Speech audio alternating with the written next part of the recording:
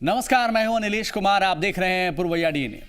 बिहार में बिगड़ती कानून व्यवस्था के बीच अगर आप राम राज्य की उम्मीद कर रहे हैं तो आपके लिए बुरी खबर है। हालांकि राम राज्य में हालात कैसे थे इसका कोई प्रमाण नहीं मिलता। वो जमाना पत्रकारों से मुक्त था, इसलिए अच्छी या बुरी किसी तरह की रिपोर्ट हमारे आपके पास नहीं है। फिर भी प्रतीक के तौर पर अगर राम राज्य की उम्मीद कभी आप करते रहे हैं तो दिक्कत यह है कि बिहार में राम से ज्यादा रावण की तलाश हो रही है। जीतन राम मांझी साहब विभीषण कहे जा रहे हैं तो सुशील मोदी ने नीतीश कुमार से पूछा है कि क्या वो रावण है। अब इस सवाल का जवाब नीतीश कुमार क्या कह कर देंगे पता नहीं। और अगर नीतीश कुमार रावण रहे हैं तो सुशील मोदी जी को भी क्या रामायण का कोई पात्र बताया जाएगा। रामायण पढ़ने वालों से इसी आधार पर जब मैंने सवाल पूछा तो किसी के पास कोई जवाब नहीं था, सिवाय इसके कि राजनीति का अपना रामायण होता है। इसकी वजह यह है कि राजनीति के राम को देश, शासन व्यवस्था, किसी बात से कोई मतलब नहीं होता। उन्हें बस खुद मूर्ति चाहिए। राम खुद की मूर्ति बनाने के लिए क्या किसी भी हद से गुजरने की बात कहते? शायद नहीं, क्योंकि रामायण में कहीं भी ऐसा नहीं दिखता कि राम नेताओं की तरह होर्डिंग्स और पोस्टर छपवाने में माहिर थे। यहां तक कि वो पहले ऐसे पारिवारिक नायक रहे जिन्होंने कोई लोकप्रिय डायलॉग नहीं बोला, बस जीवन जीने का सलीका सिखाते रहे। पर बिहार के नेता क्योंकि दूर की सोच रखते हैं, इसलिए राम को उन्होंने छोड़ दिया, रावण के पास दूर जाकर राजनीतिक मौका ढूंढ लिया। ये सारा मामला खुद की छवि को बेहतर बताने का है। जीतन राम मांझी साहब गरीबों और पिछड़ों की बात करते करते पार्टी का नाम रखने में भी राजनीति कर गए। उन्होंने अपनी पार्टी का नाम रखा है हिंदुस्तान आवाम मोर्चा सेक्युलर। मतलब गरीबी भी सेक्युलर और कम्युनल हो सकती है। यह दृश्य आपको सिर्फ और सिर्फ बिहार की इसी राजनीति में देखने को मिल सकता है। तो ऐसे ही कुछ दृश्यों का आज करेंगे डीएनए टेस्ट। पूर्वैया डीएनए की शुरुआत बिहार की राजनीति से कर रहे हैं। बिहार की राजनीति से जो खबर है उस राजनीति के सिद्धांतों को चुनौती दे रही है। अब देखिए, दल सेक्युलर होंगे ऐसी उम्मीद की जाती है। मतलब ये अंडरस्टूड है कि दल है तो सेक्युलर रहेगा ही। पर पहली बार हो रहा है कि एक व्यक्ति राजनीति में गरीबों की बात करता हो, पिछड़ों की बात करता हो और दल का नाम रखने की बारी आए तो लिखना पड़ा कि हम सेक्युलर हैं। कितनी अजीब मोड़ पर देश की और बिहार की राजनीति खड़ी है। हम बात कर रहे हैं बिहार के पूर्व सीएम जीतन राम मांझी की।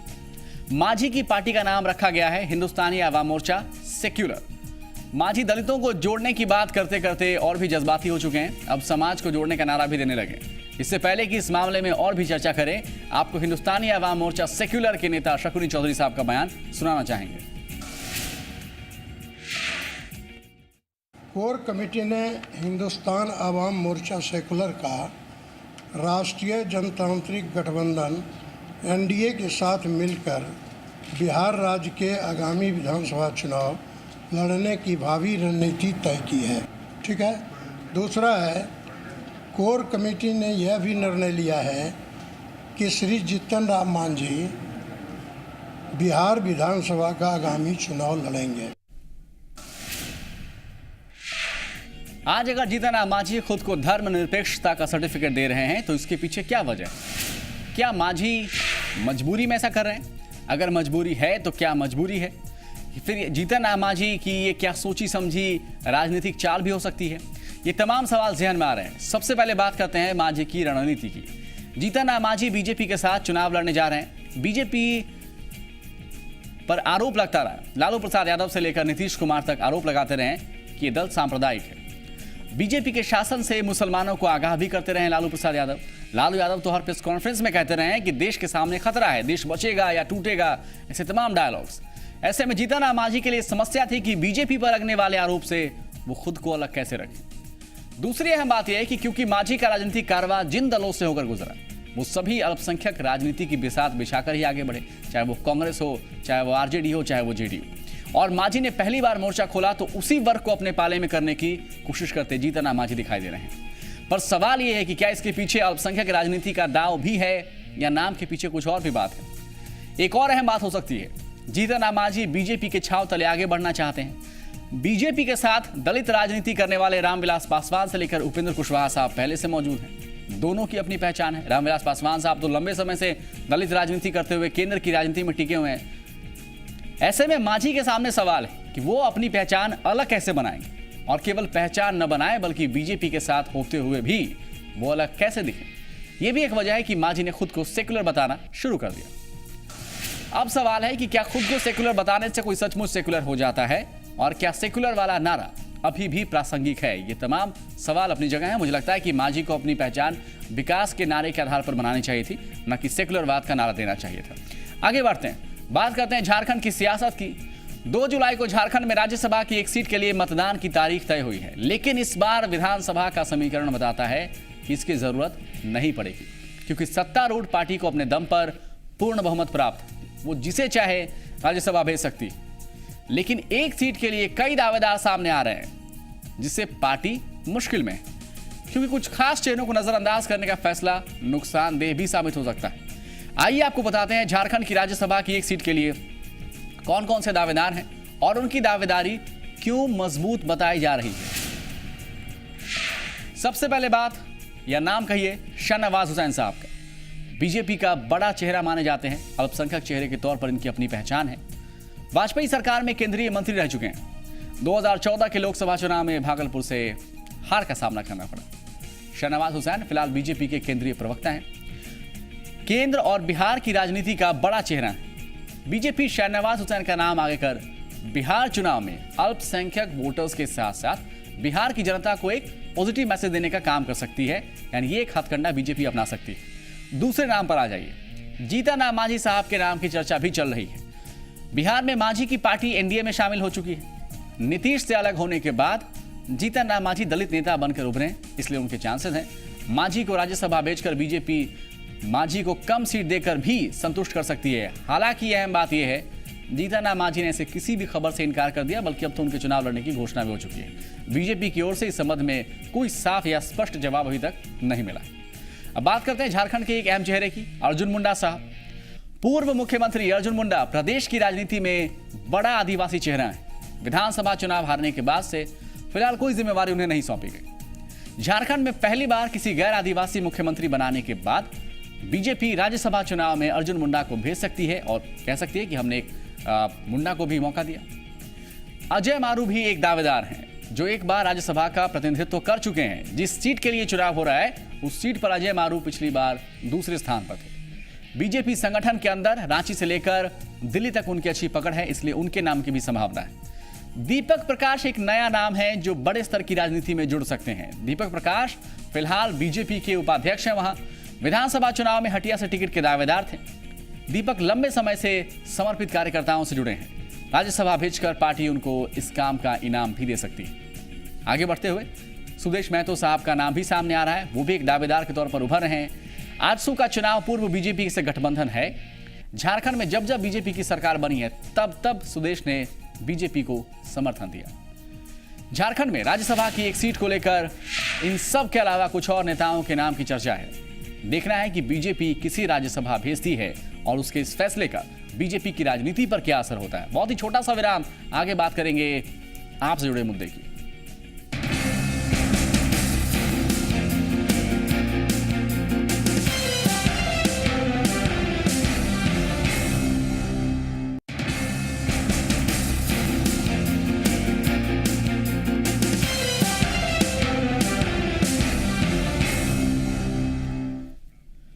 कोयले से देश भर को रोशन करने वाला कोयलांचल इन दिनों पानी की गंभीर समस्या से जूझ रहा है। भूमिगत जल का स्तर नीचे जा चुका है। तालाब, नदी, ताल तलैया सब सूख चुके हैं। जलापूर्ति योजना से भी जरूरत के हिसाब से पानी सप्लाई नहीं हो पा रही। कहीं लोग पानी के लिए आपस में झगड़ रहे हैं, तो कहीं पानी के लिए लोग धरना दे रहे हैं। तस्वीरें आपको दिखा रहे हैं इस वक्त हम, और ये तस्वीर जो आप देख रहे हैं इस वक्त, ये धनबाद की तस्वीर है, कतरास की तस्वीर, जहां पिछले एक सप्ताह से पानी की सप्लाई नहीं हुई। जिला प्रशासन, माडा, बीसीसीएल से गुहार लगाकर लोग थक गए, तो आखिरकार धरने पर बैठ गए। लोगों की यह मांग है कि इलाके में पानी की आपूर्ति नियमित हो। सवाल यह है कि आखिर कोयलांचल में पानी के लिए हाहाकार क्यों मचा हुआ है। आगे बढ़ते हैं। धनबाद और आसपास के इलाकों के 16 लाख लोगों की प्यास बुझाने वाली 2 झीलें और दामोदर नदी सूख चुकी है। इसकी वजह से पेयजल आपूर्ति विभाग और माडा समय से जलापूर्ति नहीं कर पा रहा।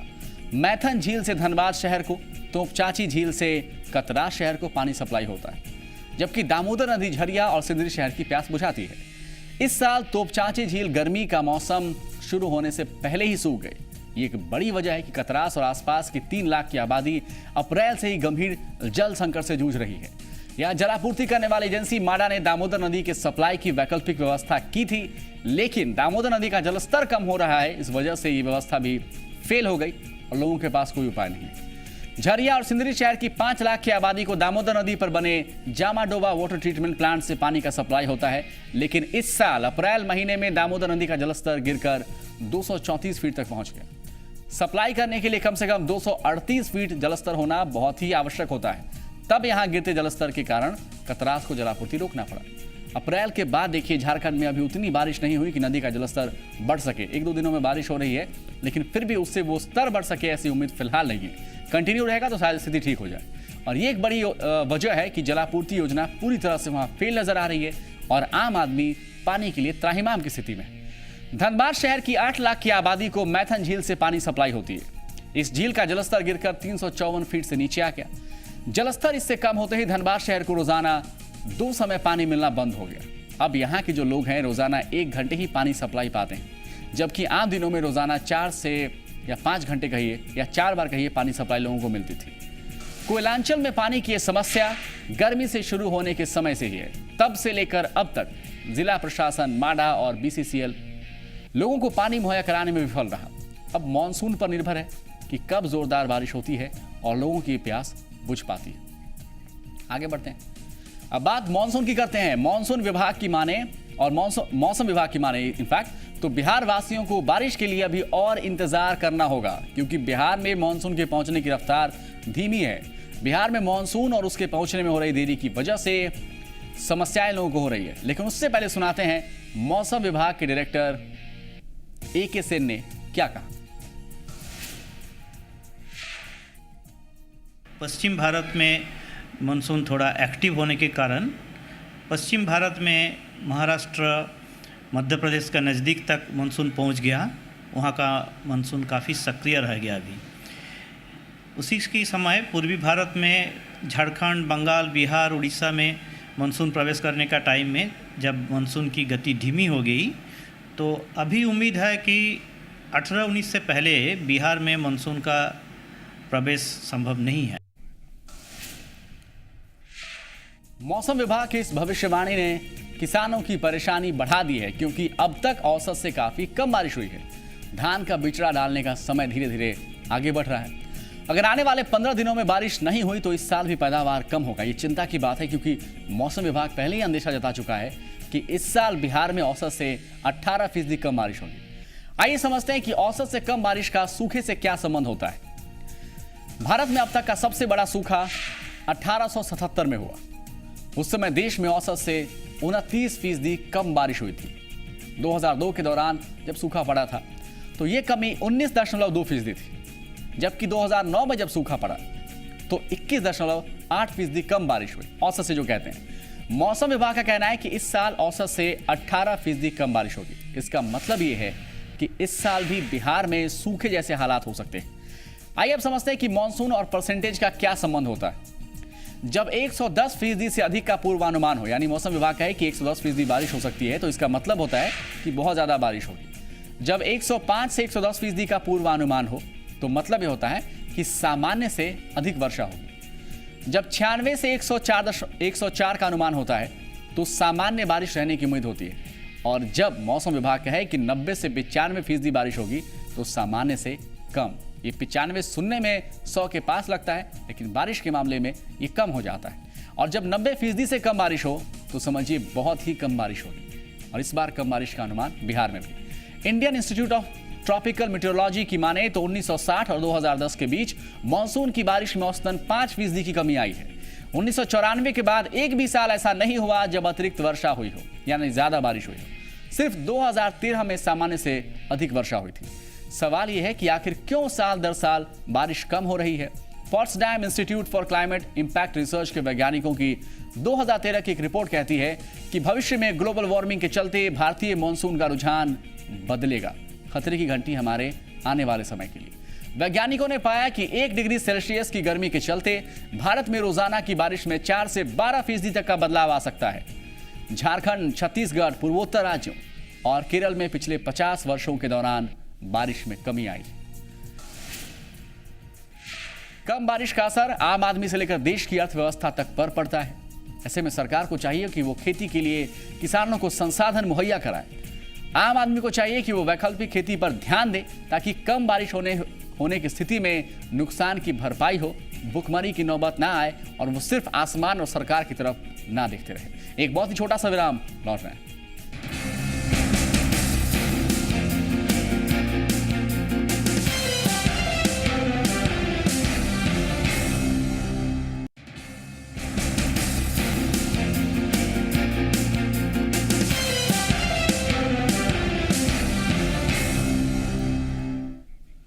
अगर आप झारखंड से हैं तो आपके लिए अच्छी खबर है। किसी भी तरह का प्रमाण पत्र बनाने के लिए अब आपको भटकने की नौबत नहीं आएगी, क्योंकि राज्य में ई डिस्ट्रिक्ट परियोजना की शुरुआत हुई है। सीएम रघुवर दास ने सूचना भवन में वेबकास्ट के जरिए ई डिस्ट्रिक्ट परियोजना का शुभारंभ किया। इससे पहले 15 मार्च 2015 को रामगढ़ और हजारीबाग में पायलट प्रोजेक्ट के तौर पर इस योजना की शुरुआत हुई थी। पायलट प्रोजेक्ट की सफलता के बाद इस योजना को राज्य भर में लागू कर दिया गया है। पारदर्शिता और विश्वसनीयता सुनिश्चित करते हुए सस्ती दरों पर कम समय में सेवा मुहैया कराने के उद्देश्य से वर्ष 2006 में केंद्र सरकार ने ई गवर्नेंस योजना की शुरुआत की थी। ई डिस्ट्रिक्ट योजना उसी के अंतर्गत आता है। देश के 14 राज्यों में ई डिस्ट्रिक्ट योजना लागू कर दी गई है। झारखंड में इस योजना के लागू होने के बाद लोगों को आय प्रमाण पत्र या जाति या आवासीय जन्म और मृत्यु प्रमाण पत्र के लिए सरकारी कार्यालयों का चक्कर नहीं लगाना पड़ेगा। लोग इंटरनेट के माध्यम से आवेदन देंगे और तय समय सीमा के अंदर सर्टिफिकेट बनकर उनके घर तक पहुंच जाएगा। यानी ना तो करप्शन के लिए कोई जगह रहेगी और ना ही जनता के कामकाज में डीले की कोई संभावना। उम्मीद करते हैं कि इस योजना के क्रियान्वयन में उतनी ही सफलता पाई जाएगी जितनी की पायलट परियोजना में हुई थी। आज डीएनए देखने के लिए बहुत बहुत शुक्रिया।